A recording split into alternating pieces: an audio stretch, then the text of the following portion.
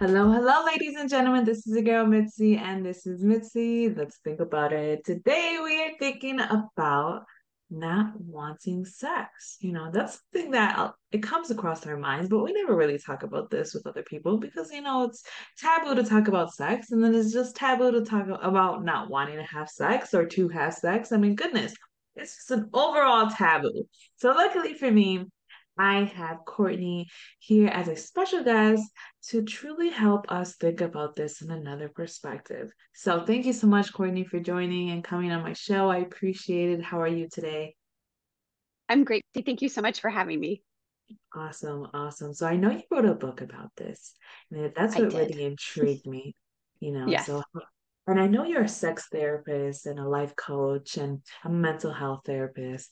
But what really got you to write this down? I mean, do you come across this a lot where you have clients who are just like, I just don't want to have sex? Yes. The short answer is yes, absolutely. I work, I've been in this field for over 15 years, and I cannot tell you how many women have come up to me or sat in my office or sat across the screen from me and said, I just don't want sex. Like, I'm not interested in it. I could go the rest of my life without it. I'm only here because my husband thinks there's something wrong with me.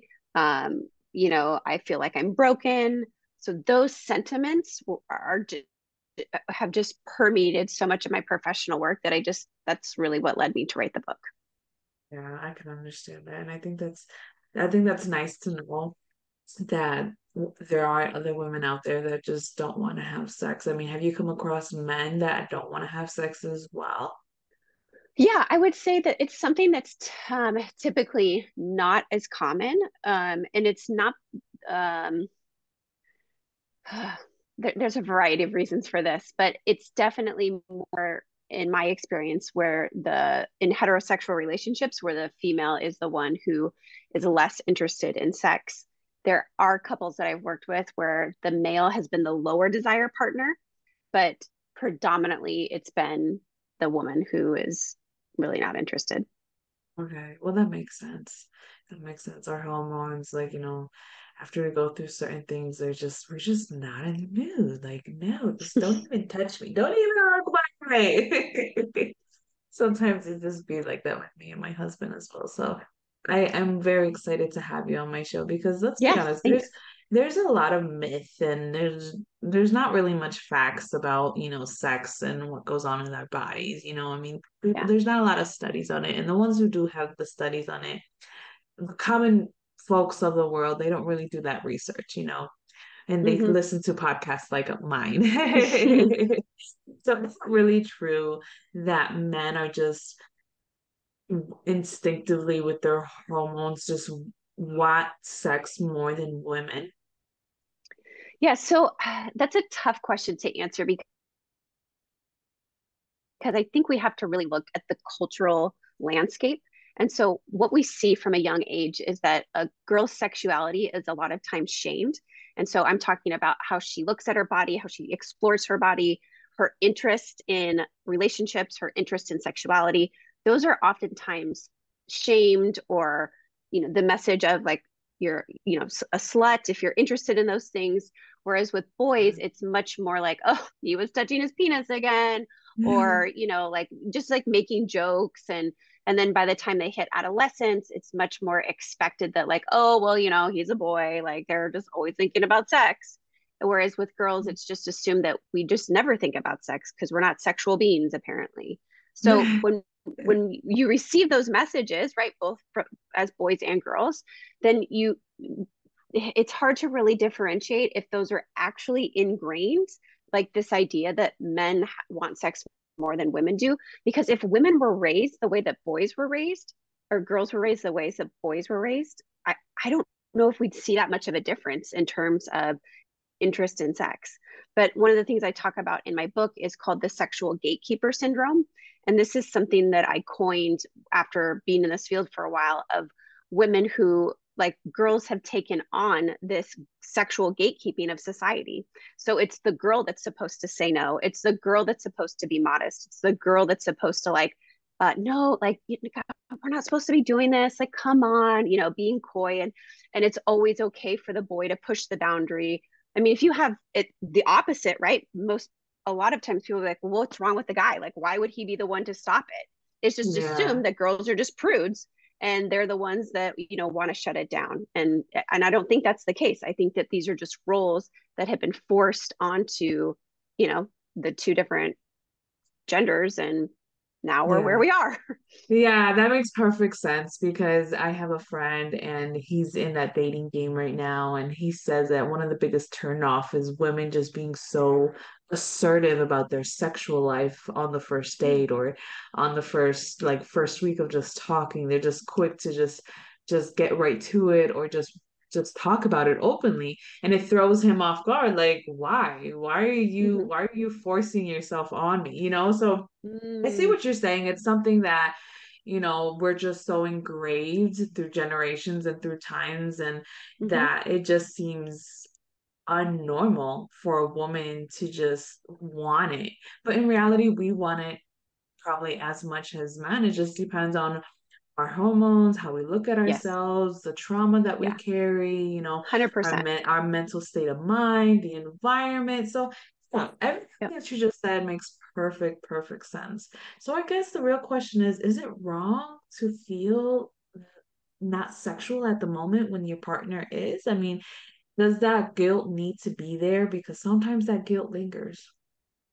Yeah. I mean, I think that our emotions serve a purpose. So, one, I don't think there's anything wrong with not being in the mood or desiring sex, but also knowing, or not, and also understanding that the role that guilt plays, you know, asking myself, like, why am I feeling guilty? A lot of times women feel a sense of obligation to do things that they really don't want to do, but feel like they're supposed to do them because that's the right thing to do, or because if I don't, then X, Y, or Z is going to happen. And that's totally normal. You then have to decide, like, is this really what I want, or am I going to show up in a way, in an inauthentic way, because I'm checking a box?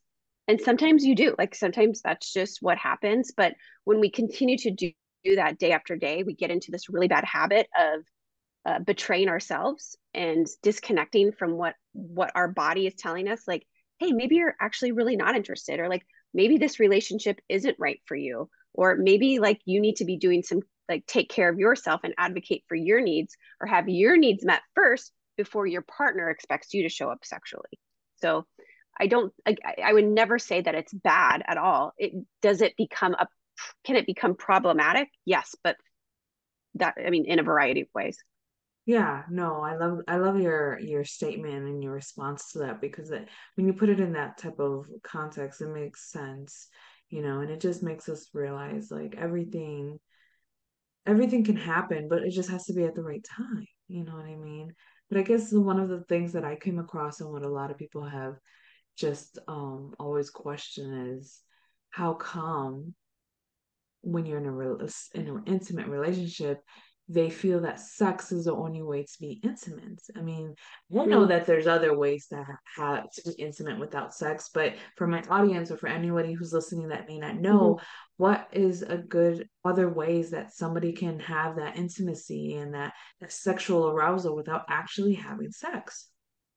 Yeah, I mean, there's a lot of ways that you can be um, close or like intimate with somebody. I mean, you can have sex and not be intimate, and you can be intimate and not have sex. So I think a lot of times people interchange those words and they're not the same. So making sure that you're differentiating, like, I can go out and, like, knock out a one night stand, but I'm not going to be intimate, like, emotionally with that person, or like really be vulnerable, but I'm still having sex. So like it doesn't, like they're Yeah, I different. So understand that. Yeah. if you're trying to promote intimacy in your relationship, sex can be one of those ways. But when I work with couples, one of the things that I encourage them to do is to have a date. And it can be even if you, after the kids go to bed, or even after you're like done with work and you walk the dog, like just being in your own house, being in your bedroom, wherever it is, but some type of emotional connection. So you're talking about your feelings, you're talking about something that matters to you.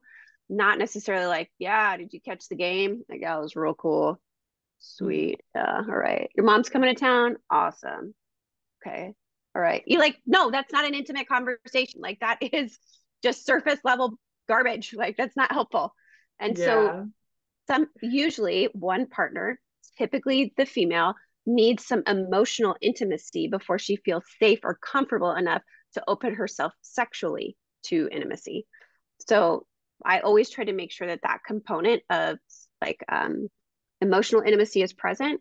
Also, like non-threatening sexual touches. So holding your hand, putting your hand on like your partner's shoulder, just giving them a hug and not grabbing their ass.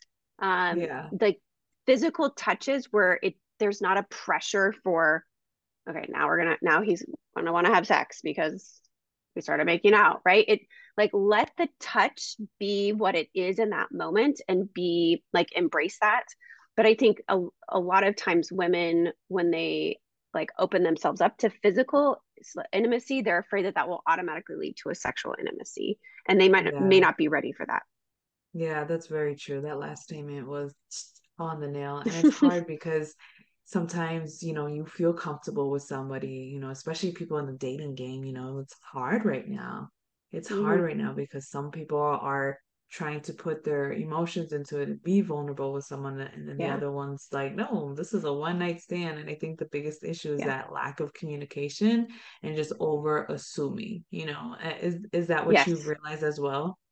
Oh, absolutely. I think one of the best questions that you can ask before you go on a date with someone is, what are you looking for?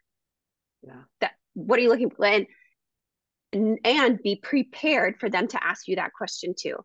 And it's okay if you're like, well, I just got out of a long-term relationship. I'm not really sure what I'm looking for right now. That's okay. You don't have to say like, there's some great answers. You could say, I'm looking for new, connecting with new people. I'm, open to a long-term partnership. You can be honest and just sometimes you're like, yeah, I'm looking for a one night stand. Like there's no right answer to it. If you're unsure what you're looking for, I would then have you focus on what it is that you value from that relationship.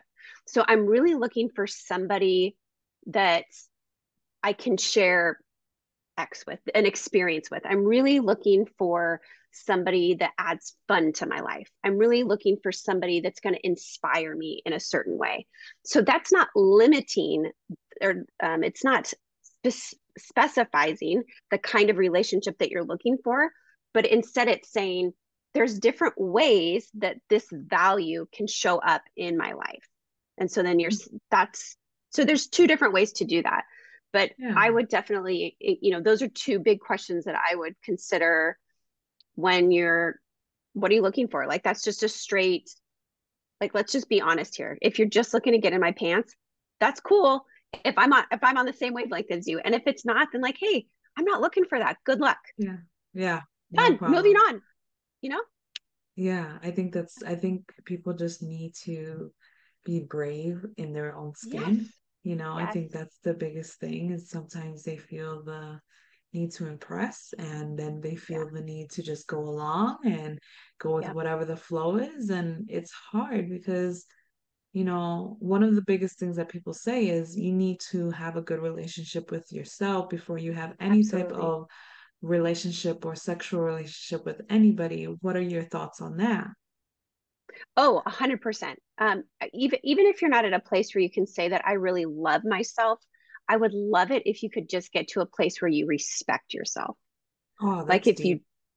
if you Yeah. just if you just recognize like, you know what? Like I I'm not going to tolerate like men that are, somebody that's not going to like call me back or communicate, or I'm not going to tolerate somebody who like just ghosts me. I'm not going to tolerate, because I respect myself too much and I value what I have to offer.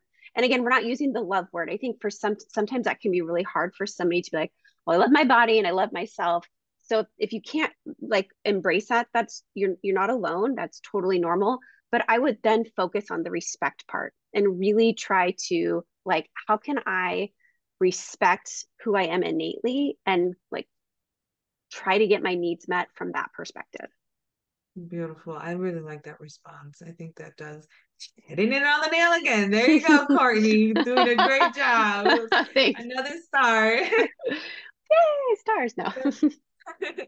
Well, one of the other things that I hear, and I want to know your opinion on this as well, Mhm, is that people who suffer from body dysmorphia, they have a mhm. hard time with having sexual relations. Is that true? Absolutely. Yeah. 100%. People, even if it's not as extreme as body dysmorphic disorder, and they still just have body image issues, 100%.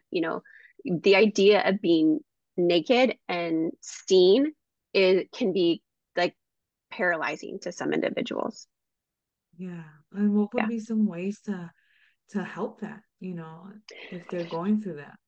Or they're ready for that Yeah. relationship, but they're not ready to be that fully exposed. Like, how do you take that baby step? I think just being honest with the situation. A lot of times we like to hide these parts of us that we're like, okay, if I just make like don't take off my clothes, I'll just keep my shirt on, I'll just do this. That is absolutely okay. Like never have sex in a situation where you don't feel fully present and you don't feel fully comfortable. And so I think sharing with your partner, like, hey, this may sound really weird, but I'm just like not at a place right now where I feel really comfortable with having sex with the lights on. And you don't even have to say why. You can just say, I just prefer that we have sex with the lights off. Or I would prefer to keep my shirt on when we have sex. Or whatever the situation is that you feel the most comfortable in. And hopefully you pick a partner that is trustworthy enough to receive that and like honor your requests.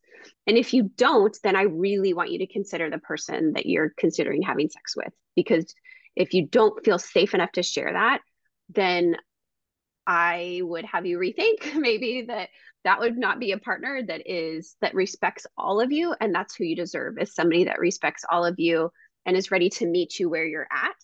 I mean, I'd love to be like, well, just push on through and take off that shirt or flip the lights right on. But if you're not Uh, at a place where you're ready to do that, like, then don't do that.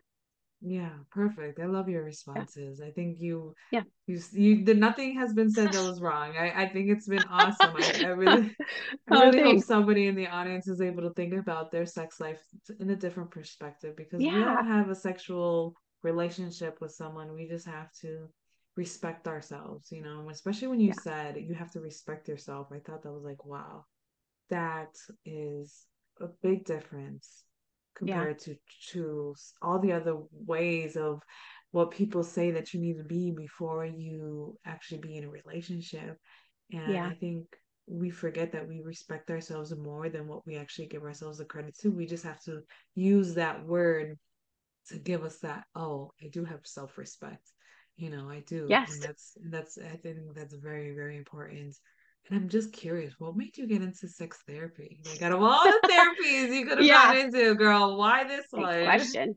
Yeah, so I grew up really religious, and sex was not talked about growing up. It was very shame-based, very hush-hush. It was like, it's dirty, don't do it, but wait until you get married and then it's going to be amazing, essentially. Yeah. Which just kind of seems odd, like a very contradictory statement. But Yep. and so then Mhm. as I got older and then went to college, I realized just how harmful the messaging had been to me and to so many of my friends. And I wanted to do something about it. And so then I told my parents, I don't want to be a lawyer. I want to study sexuality.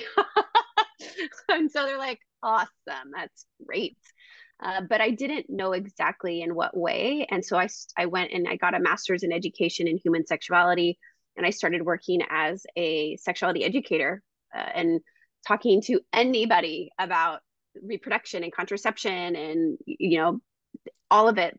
And what would happen is that people would come up to me afterwards and they would share like is this normal, is what's wrong with me, how do I deal with this, and I'm like, I don't know, like I'm not clinically trained.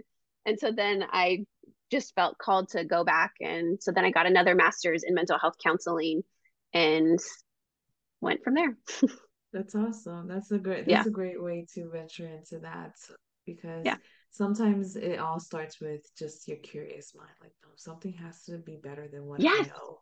You know, when you Yes. start questioning your beliefs of what people have bestowed upon you through generations, Hmm. that's when I feel like you're gonna make just like a big impact, not in yourself, but around the world and just people around you. And I think that's lovely. And just having you on my show, it just proves that this is exactly where you need to be. That's Oh, thank awesome. you. I Yeah. guess to start wrapping up the show, what could be some great advice you can leave my audience off with? Even though you already gave us some great tips and just some great information, this has really been just hitting the nail on this.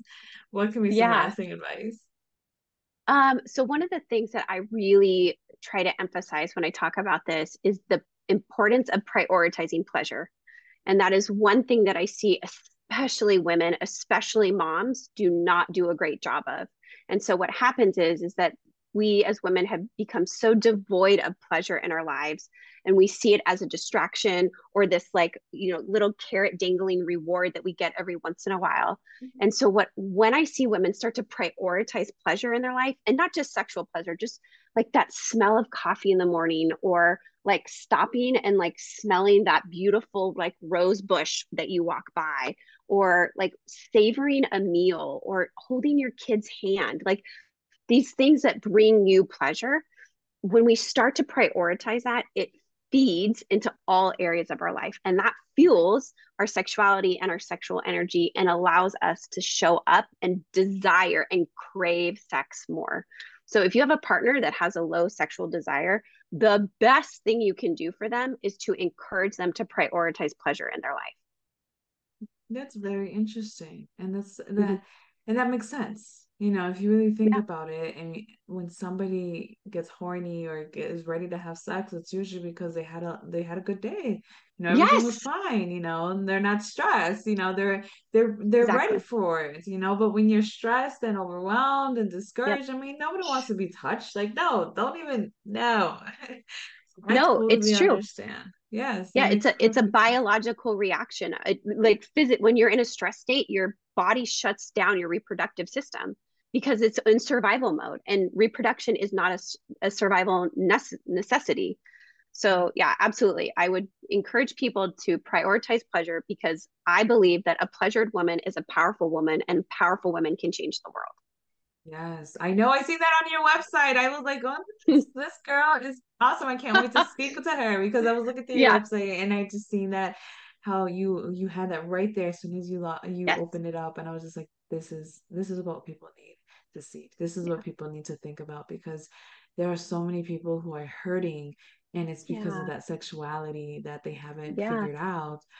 So if anybody in my audience that is just at this step in their life where just I don't want to have sex, or I just don't have anybody in my circle that I feel comfortable talking with, well, hit up Courtney. I have her Yes. direct link Yeah. on my website with her beautiful photo. Just click on it, and I'm pretty sure you're not going to be disappointed. She has really great content and access to her book.